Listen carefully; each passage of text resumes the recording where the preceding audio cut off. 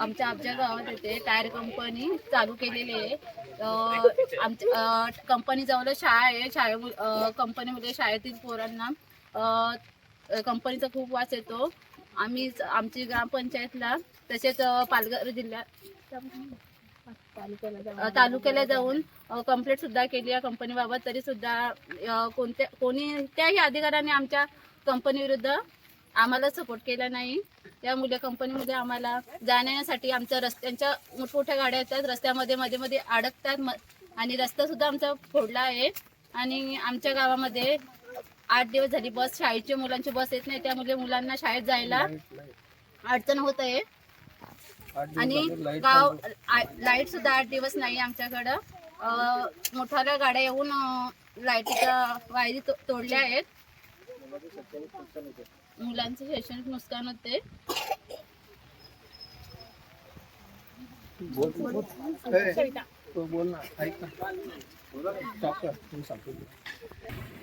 आमच्या गावात tyre company उभारली आहे शाळेचा, आणि कंपनीचा 200 मीटरवर अंतर आहे।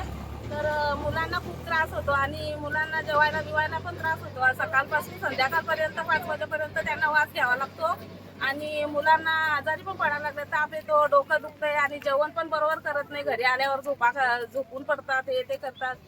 तर जर कंपनी बंद नसतील करत ते आम्ही शाळेला पण टाळा लावू आणि ग्रामपंचायतला पण टाळा लावू। ग्रामपंचायतचं सदस्य सुद्धा त्याच्यावर काही हे करत नाही, जबाबदारी कोणीच घेत नाही त्याची, म्हणून गावाल्यांना खूप त्रास व्हायला लागलाय। आणि उद्यापासून मुलांना कोणच शाळेत पाठवायचं नाही असं काय आम्ही निर्णय घेतलेला आहे। पालकांचा असा निर्णय आहे की कोणीच पोरांना शाळेत पाठवायचं नाही। आणि मोठ्या गाड्या येऊन रस्ता पण खराब झाला आहे, लांब शाळेत जाणारी मुलांचा पण बस येत नाही, म्हणून ते पण बंद झाल्यात बस। त्याच्यामुळं मुलांना जायला प्रॉब्लेम होतो आणि रस्त्याच्या ताराविरा तुटल्यात, लाईट पण 8 दिवस झाले गावात लाईट नाही, म्हणून मी तरी जबाबदारी घ्यावी आणि याचा निर्णय करून बघा, मी ज्या वेळेस कंपनी पहिले स्टार्टिंगला कंपनीचा हे झाला, ग्रामपंचायतमध्ये सदस्य आपले ठराव झाल्यानंतर मी बोललो तर त्याच्यानंतर तुम्ही काय करणार कंपनीसाठी केल्यानंतर त्यांनी काय म्हणजे खोट्या सह्या घेऊन ना आमची फसवणूक केली। तर आमच्या ज्या सह्या घेतल्या, ज्या आम्ही आज पण मला एकाने सांगितलं की बाबा तुम्ही सह्या घेतल्यात म्हणजे कशासाठी घेतल्या, पण ते बंद करण्यासाठी घेतल्या त्या, पण ते बंद नाही केल्या। ते सह्या कुठे वापरल्या, ते त्यांनी जे सह्या घेणारे पैसे खाल्ले। आणि त्याच्यानंतर मी ऑनलाईन पण कंप्लेंट केली। ऑनलाईन कंप्लेंट केल्यानंतर बीडीओकर पण आलेले, ते भाऊसाहेबांनी पण मला सांगितलं का बाबा ती कंप्लेंट आलेली आहे तर त्याचा काय। तर त्यांना मी सांगितलं, पण ते भाऊसाहेब बोलले का सेटलमेंट करायचे का। तर मी त्यांना सांगितलं का मी सेटलमेंट करणार नाही। मी माझ्या मुलांना पण विचारला काय सेटलमेंट करायची का, तर बोलतो नाही सेटलमेंट नाही करायची नाही। मी जी कंप्लेंट केलेली आहे तर ती सेटलमेंटसाठी नाही केलेली, कारण कंपनी बंद करण्यासाठी मी केलेली आहे।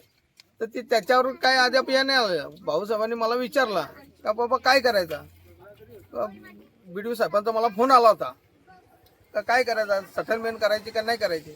तर मी सेटलमेंट सारखा माणूस नाही, मी पैशाला लाचार माणूस नाही, मी भीक मागण, पण मी पैसे म्हणजे कोणाकडून घेणारा माणूस नाही। मी रुपया कमवून त्याच्यावर जगणारा माणूस आहे आणि रुपयावर जगवून पोरांना मी शिक्षण सगळा केलेले आहे।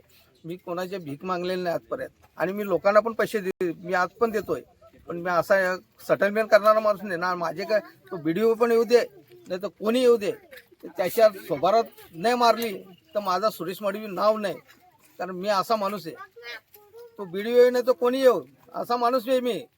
कारण आपल्याला कोणाशी घेणार नाही देणार नाही, कारण मला काय रुपयाचे मला काय कोणाशी घेणार नाही देणार नाही। माझं मी कमावतो, मी स्वतः खातोय। आणि का मुलांसाठी इथं शाळा आहे, एवढ्या जवळ 200 मीटरवर शाळा आहे, ती शाळा फक्त तुम्ही बंद कराल का। आणि मुलांना तुम्ही अब्जात म्हणजे खानिवलीला पाठवायचं का, या मुलांना खानिवलीला पाठवायची का, या फक्त तुम्ही शासनाने फक्त हे करायचा। आणि उद्यापासून एकही मुलं येणार नाही उद्या शाळा आहे, उद्याने एक पण मुलं येणार नाही शाळेत. हे पालक आहे तिथं, या पालकांच्या समोर सांगतो का एक पण जर मूल आला इथे शाळेत, शाळा बंद करायची. उद्यापासून एक पण मुलं आला नाही पाहिजे. यायला पाहिजे. पाठवणार का तुम्ही? हा बस. कारण प्रत्येक अजिबात वेळेस सगळ्यांना पाठवणार नाही. दाबला जातो. जो पुढे आला ना त्याला दाबलाच जातो. आणि केसेस केले जातात जिथपर्यंत खोट्या खोट्या म्हणजे आणि मागे गेला आपल्याला न्याय पाहिजे मिळत नाही, आणि ही तिथपर्यंत कंपनी मुलांना चालली पाहिजे. शाळेत पाठवायचं नाही. हे जर- शाळा बंद, जर शाळा बंद पाडायची म्हणजे पाडायची. जर आणि तुम्ही पूर्ण सगळ्या- जिल्ह्यामध्ये जर नसेल टायर तर- कंपन्यांना बंदी असेल तर मग ही कंपनी अजूनपर्यंत का चालू आहे?